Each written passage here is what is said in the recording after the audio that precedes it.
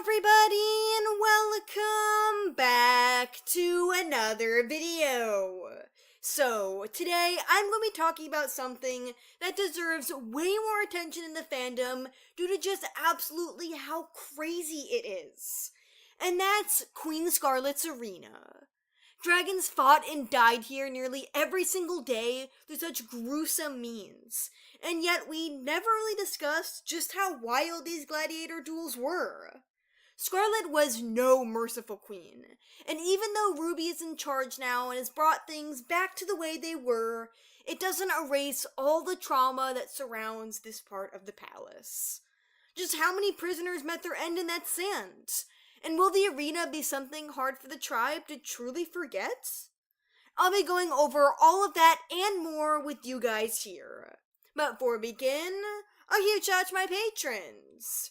Dartho95, Thistle, Noobto, Pyrrhia, Avril, Pancake, Escarada, Adequin, Alex Cleaver, Shadow Hunter, 𝙈𝙊𝙍𝙁𝙀, Moonclaw, Isaac, Iris, and 𝙈𝙬𝙁𝙀.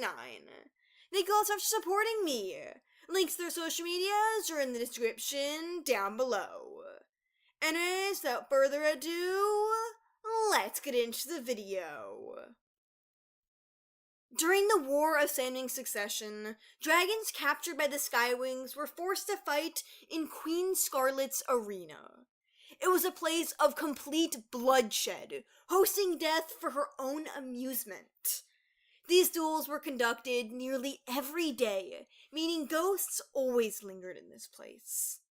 Majority of prisoners were kept on high spires above the pit, forcibly clamped down by chains and wires. For a dragon of Pyrrhia to be unable to fly, swim, soak in the mud, or do anything they're meant to, this was absolute torture. They were taken from their families while participating in a war they had no choice but to be part of. And if they lost, they'd live out their remaining days here, just a pet or toy for Scarlet to watch die. Prisoners of war and potentially even traitors were made to fight one another, and sometimes scavengers, so that the queen could host great shows. Her bloodlust was so apparent that even weddings were often associated with new arena fights. They'd watch sparring dragons or even be in skirmishes themselves under her eye. Arguably one of the worst parts of all of this is that Scarlet lied to them. She told these inmates that if they completed a set amount of victories, they'd be let free. However, even if they were about to get to her desired number, this ruler would just place her greatest weapon inside for their final fight. Pyrrhia was tasked to murder anyone close to an alleged chance of freedom. Nobody stood a chance, not with her fire scales. Dragons knew it was coming and they were locked inside with Pyrrhia, and they'd often let their end come quicker than Scarlet hoped for, rather than let themselves suffer with no real chance. What makes this even worse is that the arena wasn't always a gladiator space. In fact, long before Scarlet's rule, this area served a much different purpose. Past queens used it as an outdoor event hall, where they'd host art competitions and exhibitions, where winners from across the tribes would leave with extreme levels of honor. The Clash of the Claws tournament was partially held there, which allowed SkyWings to show their strength in a famous presentation of skills. It's so sad to think about just how many dragons died in the arena. Scarlet had such a long rule compared to others in the kingdoms, and she didn't let anybody stop her. Being captured by the SkyWings back then was truly a punishment beyond death, because all you could do was watch from the spires as everyone else in chains was brought down, knowing it was your turn soon. Though some did believe they had a chance to go free, spurring them to fight even if they never would have done so otherwise, others didn't fall for it. Those there long enough knew what awaited them, because if your fellow prisoner didn't do it, Pyrrhia's claws would be the last thing you saw instead. Honestly, I think it's going to be incredibly hard for part of the tribe to recover after all this. Think about all the death they witnessed, and how many dragons had acted like they were okay with all of this. What if some lost forbidden friends or family? Thankfully, Ruby has since transformed the arena.